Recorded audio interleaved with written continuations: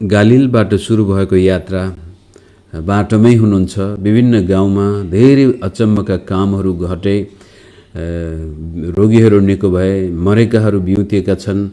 तर अहिले आएर येशू प्रभु आफ्ना चेलाहरूसँग आफ्नो मनको कुरो व्यक्त गर्दै हुनुहुन्छ। सायद हामीले माथि पनि एक दुई ठाउँमा हेरेका थियौँ कि ख्रीष्ट येशू परमेश्वर हुनुहुन्छ, तर हामीले यो कुरो बिर्सनु हुँदैन, उहाँ मानिस पनि हुनुहुन्छ। मानिस भएको कारण जुन प्रकारको भावना, चिन्ता, डर, फिक्री हाम्रो मगजमा आउँदछ त्यो उहाँकोमा पनि आउँदथ्यो। फरक यति मात्रै कि उहाँले कहिले पनि त्यसमा पाप गर्नु भएन, हामी पाप गरी पठाउँछौँ। तापनि उहाँ मानिस हुनुभएको कारण आफ्नो मनको वेदनाहरू, भावनाहरू उहाँले आफ्ना चेलाहरूसँग धेरै पटक व्यक्त गर्ने प्रयास गर्नुभएको छ। तर ती चेलाहरूले बुझेको छैन धेरै पटक। सायद यो केही हप्ता अगाडिको हाम्रो पाठमा थियो कि हामी पनि जब जीवनमा दुःख कष्टको बाटो भएर जान्छौँ, त्यति बेलामा हामीले आफ्नो दुःख कसैसँग बाँड्न सकेको खण्डमा हामीलाई हल्का महसुस हुन्छ। र हाम्रो भनाइ नै छ, दुःख बाँड्दाखेरि कम हुन्छ, सुख बाँड्दाखेरि बढी हुन्छ, धेरै हुन्छ। दुःख बाँड्दा दुःख घटेर जान्छ भने सुख बाँड्दा सुख बढेर जान्छ। त्यो एउटा प्रिन्सिपल नै छ। र आज पनि आउनुहोस् यो खण्डमा येशूले आफ्नो मनको कुरो चेलाहरूलाई यसरी भन्नुहुन्छ। येशूले बाह्रैलाई अलग्गै लगेर भन्नुभयो, कारण त्यो बेलामा भिड उहाँको पछि लागेको छ। फरिसीहरू उहाँका पछि लागेका छन् र उहाँलाई फसाउनेहरू, दुःखमा पार्नेहरू पनि त्यहाँ छन्। अब चेलाहरूलाई आफ्नै निश्चित एउटा एकान्त ठाउँमा लगेर यो कुरो भन्छ, हेर हामी यरुशलेमतिर जाँदैछौँ। अब यो कुरो त चेलाहरूलाई थाहा भएकै कुरो हो, हामी यरुशलेममा जाँदैछौँ भन्ने कुरा 9 अध्यायबाटै प्रभुले तिनीहरूलाई भन्नुभएको छ। र पनि यहाँनिर बडो गम्भीर भएर त्यो यरुशलेम जाँदाखेरिको जुन प्रकारको चुनौती येशू प्रभुको सामनेमा आएको छ, जसलाई हामीले माथिल्लो खण्डहरूमा हेर्दाखेरि येशू प्रभुको बिलौना पनि सुनेका थियौँ यरुशलेमको लागि, कि यरुशलेम यरुशलेम तिम्रो लागि मैले कति पटक यस्तो यस्तो गरेको छु, तर तिमी कहिल्यै मेरो कुरा सुनेनौ। तर तिमीमाथि आइपर्ने विनाश देखेर मलाई दुःख लागेको छ भन्ने कुरा व्यक्त गर्नुभएको छ। र अन्तिममा त्यो यरुशलेम जो अगमवक्ताहरूलाई मार्ने सहर, परमेश्वरको वचनको विरुद्धमा जाने सहर, हुन पनि यरुशलेम मात्रै संसारमा यस्तो एउटा सहर छ जो धेरै पटक नाश गरिएको छ र फेरि त्यसै ठाउँमा पुनर्निर्माण पनि गरिएको छ। कुनै कुनै सहरहरू छन् एक दुई पटक नाश भएका थिए र फेरि पुनर्निर्माण भए, तर यरुशलेम इतिहासमा अहिलेसम्म हेर्दाखेरि करिब 13 पटक नाश भएको र 13 पटक फेरि बनाइएको यो यरुशलेमतिर हामी जाँदैछौँ। जुन यरुशलेममा अगमवक्ताहरूलाई मारिन्छ, जुन यरुशलेमका मानिसहरूलाई परमेश्वरले औधी नै प्रेम गर्नुभयो, तर यिनै मानिसहरूले परमेश्वरलाई धेरै पटक त्यागेका छन्। र अहिले अब मानिसको पुत्रको विषयमा अगमवक्ताहरूले लेखेका कुरा हरेक कुरा पुरा हुनेछन्। चेलाहरूको पनि एउटा कमजोरी के थियो भने जब उनीहरूले येशू प्रभुको जीवनमा आउनेवाला मसीहीको लक्षण देखा पर्यो, उनीहरूलाई हो प्रभु तपाईँ नै मसीही हो भन्ने कुरा उनीहरूले बुझे, तर त्यो मसीही हो भन्ने कुराको पछाडिपट्टि उनीहरूले पनि सोचेका थिए मसीही आउने बित्तिकै इजरायलमा एउटा ईश्वरीय राज्य कायम हुनेछ, दाउदको राज्य कायम हुनेछ, अनन्त सिंहासन खडा हुनेछ र त्यसपछि तिनीहरू अब कुनै अन्य जातिहरूको बसमा जानुपर्ने छैन। त्यति बेला सिधै भन्दा रोमीहरूको पन्जाबाट अब हामी मुक्ति पाउनेछौँ। येशू प्रभुले आफ्नो राज्य स्थापना गर्नुहुनेछ र हामी पनि उहाँ सँगसँगै राज्य गर्नेछौँ। यस्तो प्रकारको भावना चेलाहरूमा अझै पनि छ। अझै मात्र होइन, येशू प्रभु बौरी उठिसकेपछि पनि यिनीहरूले फेरि अन्तिम पटक सोध्नेछन्, प्रभु कहिले तपाईँले आफ्नो राज्य स्थापना गर्नुहुनेछ। र यस्तो प्रकारको शक्तिशाली राजाको स्वागत गरिरहेका चेलाहरूको सामनेमा प्रभुले यहाँनिर भन्नुहुन्छ, हेर यरुशलेममा गएर अगमवक्ताले मेरो बारेमा भनेका कुरा सम्पूर्ण पुरा हुनेछन्। हो म एक दिन यरुशलेममा शासन पनि गर्नेछु, तर त्योभन्दा पहिला अगमवक्ताले जे भनेको छ ती सबै पुरा हुनु आवश्यक छ भनेर 32 पदमा, किनभने ऊ अन्य जातिहरूको हातमा सुम्पिनेछ र तिनीहरूले उसको गिल्ला गर्नेछन् र उससँग दुर्व्यवहार गर्नेछन् र उसलाई थुक्नेछन्। यो चित्रण एक दुई लाइन मात्रै यहाँ होलान्, तर येशू प्रभुको जीवनमा आएको यो मानवीय दुर्व्यवहार अन्य जातिहरूको हातमा सुम्पिनेछ भन्ने बित्तिकै फेरि हामीले याद गर्नुपर्ने के छ भने यरुशलेम अन्य जातिहरूको खुट्टामा कुल्चिएको छ, अथवा त्यहाँ अहिले रोमको शासन छ। यी यहुदी धर्मगुरुहरू त खालि एउटा भ्रष्टाचारले भरिएका, दुष्टताले भरिएका, प्रधान पुजारीको पद पनि त्यति बेलामा रोमी सरकारलाई घुस दिएर पाइएको थियो, त्यो पनि आफ्नै परिवारमा। त्यो यहुदी महासभामा पनि त्यस्तै प्रकारका सदस्यहरू जो चाहिँ भ्रष्ट, शक्तिको भोको, पैसाको लागि लोभी। यस किसिमले यरुशलेममा यहुदी अथवा परमेश्वरको त्यहाँ कुनै लक्षण नै थिएन, सबै कुराहरू रोमको अधिकार थियो। र जब येशू प्रभुलाई पक्रिनेछ त्यसपछि पिलातसको हातमा तिनीहरूले जिम्मा दिनेछन्। पिलातस अन्य जाति हो, यहुदी होइन। त्यसपछि पिलातसले तिनै रोमी सिपाहीको हातमा येशूको गिल्ला, यहाँ के भनेको छ, तिनीहरूले उसको गिल्ला गर्नेछन्। यी सिपाहीहरूले त्यसपछि पछि पढ्दै जाँदा हामी देख्नेछौँ कसरी येशूको गिल्ला गरेका थिए, कसरी उनको शिरमा काँडाको मुकुट लगाएर, बैजनी वस्त्र लगाएर राजा भनेर एक किसिमको त्यो बडो नराम्रो खिल्ली उडाएको थियो, दुर्व्यवहार गरेको थियो, यहाँसम्म कि थुकाई। अब हाम्रै समाजमा पनि कसैलाई थुक्नु भनेको त्यसको अन्तिम बेइज्जत नै हो। र तपाईँ र मेरो लागि येशू ख्रीष्टले अगमवक्ताले भनेअनुसार यस्तो किसिमको दुःख नउठाइ नहुने थियो, र त्यो कुरो चेलाहरूलाई येशू प्रभुले बताउँदै हुनुहुन्छ। कता कता प्रभुको हृदयमा लागेको त्यो एक किसिमको निराशा नै भनौँ। र चेलाहरूलाई भन्दाखेरि 33 पदमा तिनीहरूले उसलाई कोर्रा लगाउनेछन्। अब तपाईँ र मैले देख्दछौँ बेला बेलामा फिल्महरू हेर्दाखेरि, मुभी हेर्दाखेरि कोर्रा। हुन त मानव जाति यस्तो मानिस यस्तो दुष्ट व्यक्ति हो, यसले इतिहासमा धेरै धेरै के भनौँ सहनै नसक्ने काम गरेको छ अरू मानवप्रति। हाम्रै इतिहासमा गएकै 50, 60, 70 वर्षको समयमा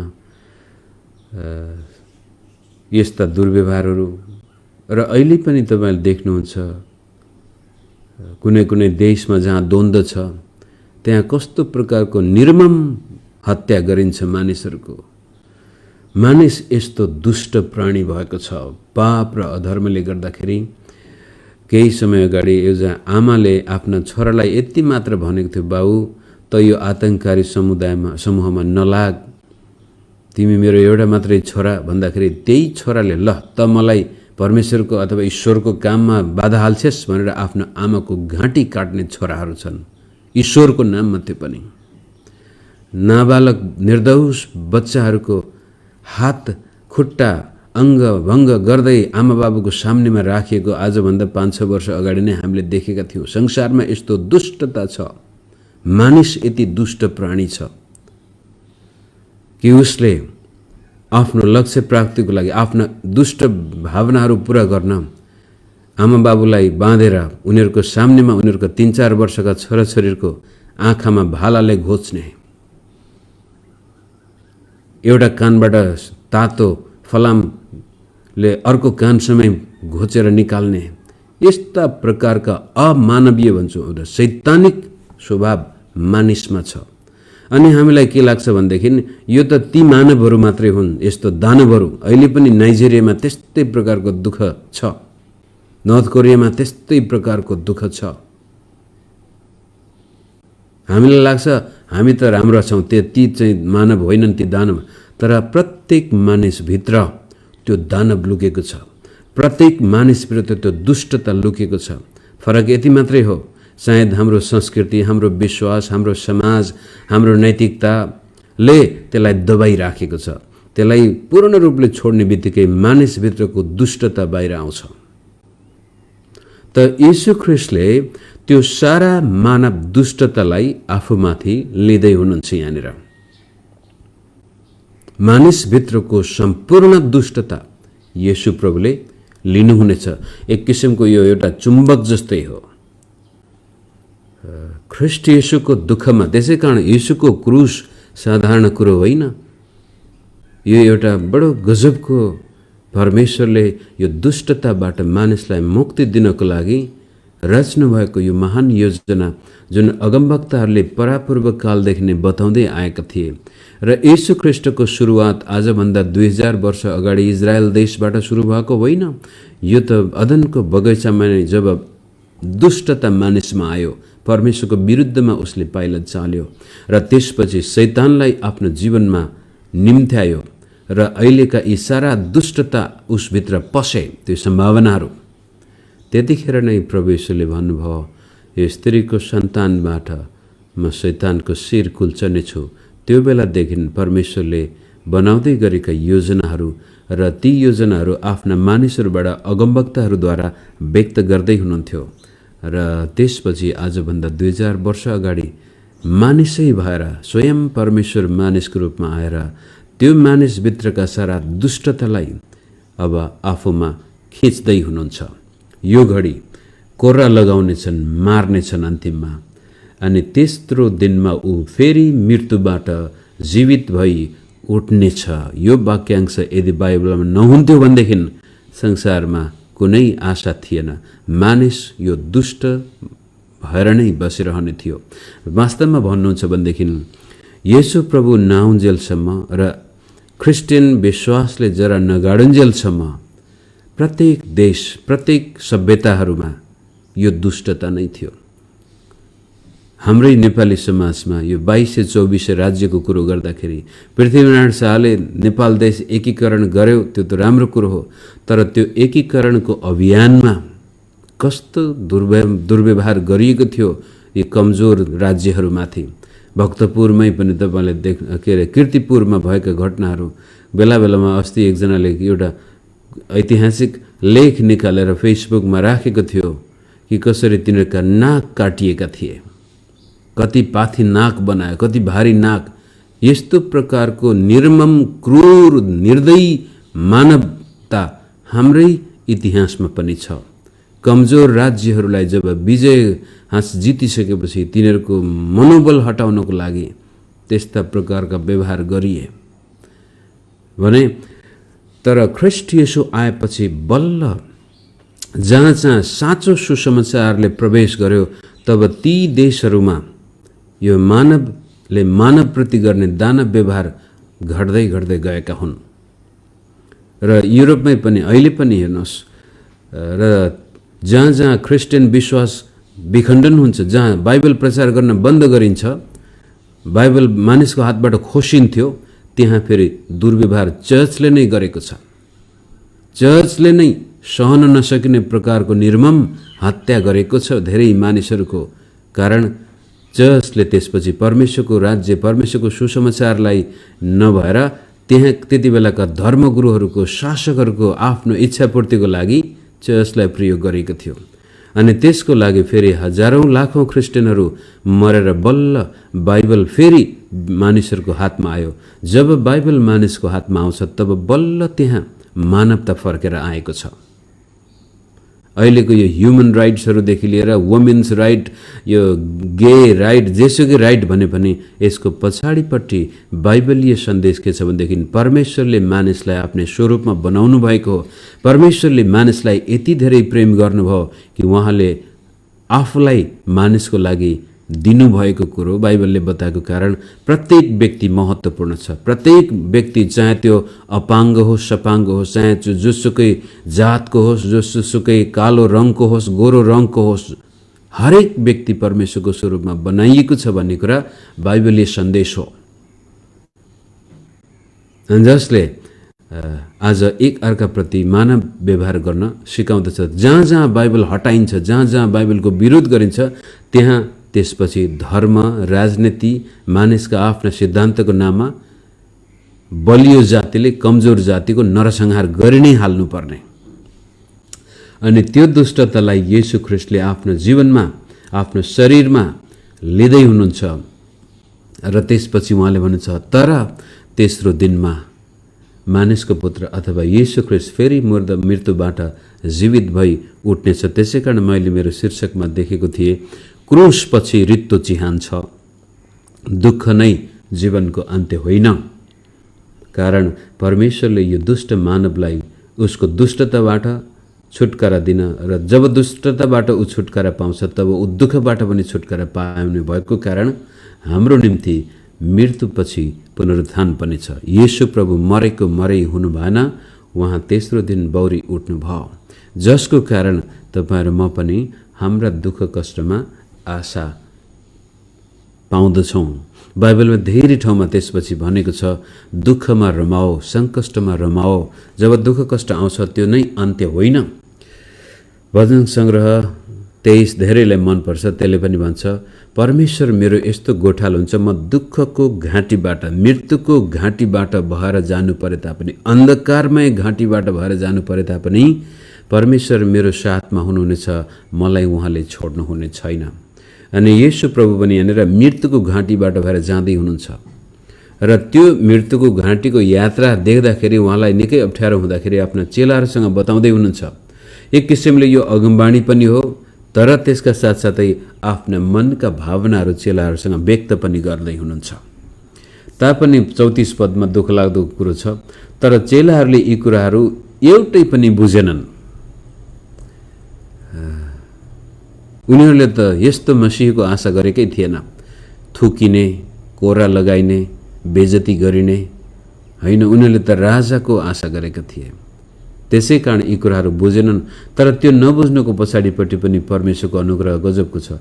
तिनीहरूका निम्ति यो कुरो गुप्तमा राखियो अनि भनिएको यो कुरो तिनीहरूको समझले भएनन्। कहिलेकाहीँ हामीलाई बचाउनको लागि परमेश्वरले धेरै कुराहरू हामीबाट छिपाएर पनि राख्नुहुन्छ। मानिस यस्तो एउटा प्राणी हो जो भविष्य जान्न चाहन्छ, भोलि के होला भनेर हामी धेरै उत्सुक हुन्छौं। त्यसै कारण हात हेराउने कहाँ जाने हो कि, ज्योतिषी कहाँ जाने हो कि, अगमवक्ताहरू कहाँ जाने हो कि, भोलि के होला, हामी भोलिको डर छ, चिन्ता छ। मेरो जीवनमा पनि जब ज्योतिषीले मेरो चिना बनायो, त्यसले मेरो भविष्य तोकिदियो र भन्यो कि यो तिम्रो छोरा जन्मियो, अब तिम्रो छोरा जन्मिनु पछाडिपट्टि अब तिम्रो मृत्यु छ भनेर बुवालाई डर लाग्यो। अनि जसको कारण जन्मिने बित्तिकै अब आफ्नो नजरबाट मलाई हटाउनु पर्ने भयो उहाँले। भविष्यको लागि अब ज्योतिषीले भनिदियो, भनेपछि विश्वास गर्नै पर्यो, जसको कारण एउटा बालकको जीवन नारकीय भएको थियो। अब हेर्नुस्, यदि भविष्यको लागि त्यो ज्योतिषी कहाँ नगएको भए, जे छ ठिक छ भनेर बसेको भए, सायद म र मेरो बाउको कति राम्रो सम्बन्ध हुन्थ्यो होला। मैले पनि एउटा बाउ भेट्टाउँथ्यो होला, बाउले पनि एउटा छोरा भेट्टाउँथ्यो होला एउटा। तरै पनि अहिलेसम्म लाग्छ बाउले माया गर्दा कस्तो होला, अथवा जब आमा बाबुबाटै कोही व्यक्ति यस्तो किसिमले जन्मसिद्धै तिरस्कार हुन्छ, त्यसपछि संसारमा कुनै पनि मानिसको प्रेम उलाई पाउन, महसुस गर्न गाह्रो हुँदो रहेछ। त्यो अनुभव नै छैन। त्यसलाई यो साइकोलोजिकल भाषामा यस्तो छ कि मेरो कग्निटिभ एबिलिटी नै छैन, यो चाहिँ मगजले त्यो चुम्बक नै छैन त्यसलाई स्वीकार गर्न सक्ने भने जस्तै। मगजमा त्यो एउटा भाग विकासै भएन। जो बचपनदेखि नै आमा बाबुबाट पाउनुपर्ने प्रेम छ, त्यो नपाएपछि अरू मानिसको प्रेम स्वीकार गर्न, यहाँसम्म कि परमेश्वरको प्रेम स्वीकार गर्न पनि धेरै गाह्रो हुँदो रहेछ। त्यो किन भयो भनेदेखि मेरो बाबुआमाले भविष्य जान्ने विचार गरे कि हरेक अब हिन्दू समाज परिपाटीमा छोरा जन्मिने बित्तिकै चिना बनाइन्छ, के भन्छ त्यो चिनामा त्यसपछि ज्योतिषीले पुरा उसको भविष्य लेखिदिन्छ, यो हुने हो, यस्तो यस्तो यस्तो। भविष्य थाहा नपाउनु कति राम्रो कुरो वास्तवमा। यी चेलाहरूलाई प्रभुले बताउँदाखेरि पनि यिनीहरूले बुझेनन्, अनि नबुझ्नुको पछाडि पनि प्रभुकै अनुग्रह यिनीहरूमा गोप्य राखियो। अब यिनीहरूले यदि साँच्चै जुन प्रकारको क्रुसको दर्दनाक अवस्था तिनीहरूले बुझेको भए, सायद त्यतिखेर तिनीहरू यसलाई छोडेर पनि जान्थे होला, एकदमै है तेरो यस्तो त बेकारै हो भन्ने पनि भन्थे होला। त तपाईँ र मलाई कतिपटक बचाउनको लागि प्रभुले हाम्रो भविष्य अज्ञानतामा के इग्नोरेन्स इज ब्लिस भन्ने एउटा अङ्ग्रेजी उखान छ। थाहा नपाउनु कति राम्रो हुन्छ कहिलेकाहीँ चाहिँ। अब यो पेन्डेमिकको बारेमा, महामारीकै बारेमा पनि कसैलाई अब कसलाई लाग्ने हो, को मर्ने हो, को बाँच्ने हामीलाई थाहा छैन। अब मलाई अब अबको 3 महिनापछि पेन्डेमिक लाग्छ, त्यसपछि म मर्ने छु भन्ने कुरा थाहा पायो भने कस्तो गाह्रो। तर थाहा नपाउनु कतिपटक हाम्रो लागि सुरक्षा पनि हुँदो रहेछ। यहाँ चेलाहरूलाई प्रभुले त्यो व्याकुल हुनबाट बचाएको पनि देखिन्छ। यस किसिमले आज येशू प्रभुले आफ्नो मनमा लागेका कुराहरू चेलाहरूलाई बताउँदै हुनुहुन्छ, तर चेलाहरूले बुझेनन्। तापनि ख्रीष्ट येशू आफ्नो यात्रामा निरन्तर जानुहुनेछ, किनभने शुक्रबार उहाँलाई क्रुसमा झुन्याइनेछ भने आइतबार उहाँ बौरी उठ्नुहुनेछ। क्रुसमा मरेको येशू प्रभु चिहानबाट जीवित भएर निस्कनु हुनेछ भने त्यस्तै किसिमले अब यो हाम्रो व्यक्तिगत जीवनमा पनि लागू गर्न सक्छौँ। दुःख आउँछ यो संसारमा र दुःख नै अन्तिम हो भनेर हामीले बस्नु हुँदैन। मलाई प्रभुले मेरो दुःखबाट छुटकारा दिनुहुनेछ। एकजना टोनी काम्पोलो भन्ने प्रचारक हुनुहुन्छ। अहिले त निकै उमेरमा वृद्ध भइसक्नुभयो। उनको जवानीमा उनले धेरै गजबको सेवा गरेको छ। उनको एउटा प्रचार जहिले पनि जाँदाखेरि विभिन्न ठाउँमा it's Friday but Sunday is coming. यो गुड फ्राइडेमा प्रचार it's Friday but Sunday is coming. आज शुक्रबार हो तर आइतबार आउँदैछ। आज शुक्रबार हो तिमीहरूले मलाई क्रुसमा झुन्ड्याउँछौ। आज शुक्रबार हो तिमीहरूले मेरो अनुहारमा थुक्नेछौ। आज शुक्रबार हो मैले मेरो पिठ्यूमा कोर्रा पनि खानु परेको छ। आज शुक्रबार हो मलाई भालाले घोचिनेछ। आज मलाई मारिने पनि छ, बट सन्डे इज कमिङ। आइतबार आउँदैछ। म एक दिन फेरि मेरो यो दुःख, कष्ट, अपमान, हेला, बेइज्जती सबै कुराहरूबाट मुक्ति पाउनेछु। परमेश्वरले मलाई सम्हाल्नुहुनेछ। यसैया 61 को 7 पदमा हो मेरो विचारमा, हाम्रो अपमानको सट्टा, हाम्रो बेइज्जतीको सट्टा, हाम्रो दुर्व्यवहारको सट्टा परमेश्वरले हामीलाई दोब्बर आशिष दिने प्रतिज्ञा पनि त्यहाँ गरिएको छ। त्यसै कारण मित्र, तपाईँ र मेरो जीवनमा पनि यदि दुःख कष्ट आएको छ भने हामी धेरै हतोत्साहित हुनु हुँदैन। वास्तवमा दुःख आउने बित्तिकै तपाईँ र मैले यो सोचिराख्नु पर्ने निश्चित रूपले अब चाहिँ प्रभुले मलाई अझ बढी गहकिलो भविष्यतिर लाँदै हुनुहुन्छ। मेरो जीवनमा सायद कहिलेकाहीँ आफ्नै दुष्टताबाट मुक्ति दिन पनि प्रभुले मलाई दुःखमा जान दिया हुनसक्छ, अथवा जुन कुरो अहिले छ मेरो जीवनको अवस्था अझै अपग्रेड गर्नको लागि पनि प्रभुले यो दुःख आउन दिएको हुनसक्छ भनेर हामी त्यो रित्तो चिहानतिर हेर्नुपर्ने हुन्छ। क्रुसमा मात्र नभएर रित्तो चिहान पनि हामीले हेर्नुपर्ने हुन्छ कि येशू प्रभु मेरो साथमा हुनुहुन्छ र उहाँ सँगसँगै मेरो दुःख कष्टबाट पनि मैले मुक्ति पाउनेछु, छुटकारा पाउनेछु। त्यसपछि हाम्रो चरित्र बडो बलियो हुन्छ। रोमी 5 अध्याय र याकुब 1 अध्याय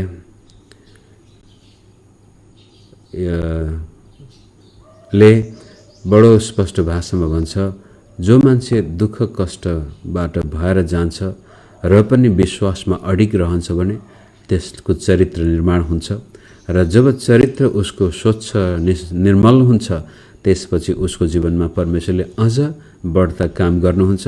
पत्रुसको पत्रमा हेऱ्यो भने त जुन मान्छेले दुःख भोगेको छ त्यो पापबाट मुक्त भएको छ, अब त्यसले पाप गर्दैन। दुःखले हामीलाई पापबाट पनि मुक्ति दिँदो रहेछ, अर्थात् हामीभित्र भएका दुष्टताहरू पनि दुःखले बाहिर निकाल्दो रहेछ। हामीभित्र भएको त्यो दुर्बलता, कमजोरीपन छर्लङ्गै हुन्छ र हामी परमेश्वरमा आफ्नो जीवन पूर्ण रूपले समर्पित पनि गर्न चाहन्छौँ।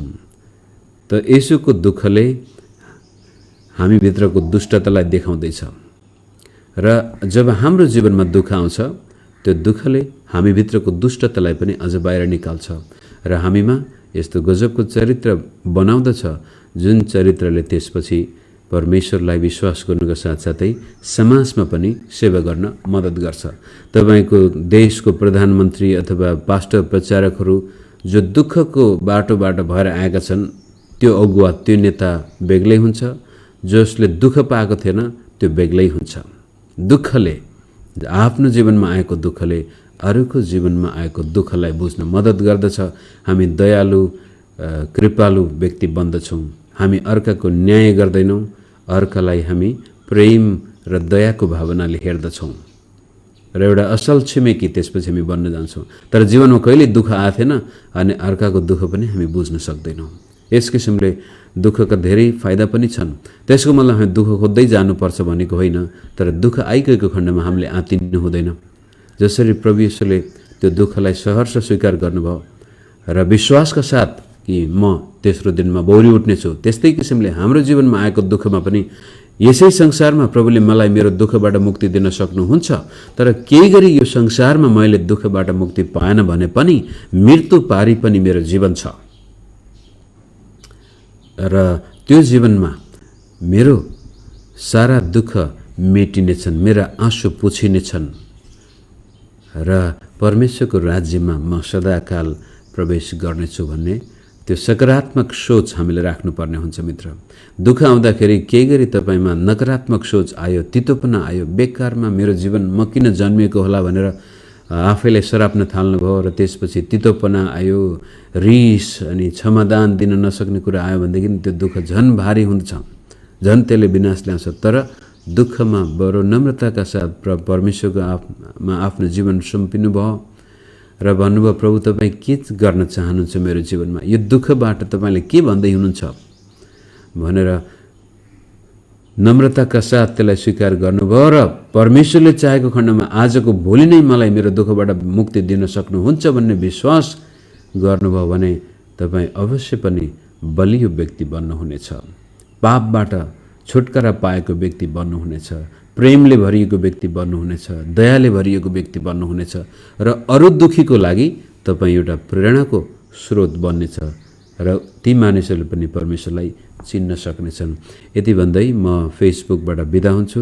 तपाईँहरू जतिजनाले जोइन गर्नुभयो धन्यवाद। हुन त अब यहाँ हाम्रो भारत नेपालमा चाहिँ बिहानको समय, बिहान उठ्दा धेरैलाई त्यति सजिलो हुँदैन र पनि यस किसिमले हरेक बिहान अनुशासित भएर हामी परमेश्वरको वचनमा आधा घण्टा मात्रै समय दिन्छौँ भने यसले हाम्रो जीवनमा धेरै ठुलो भिन्नता ल्याउनेछ।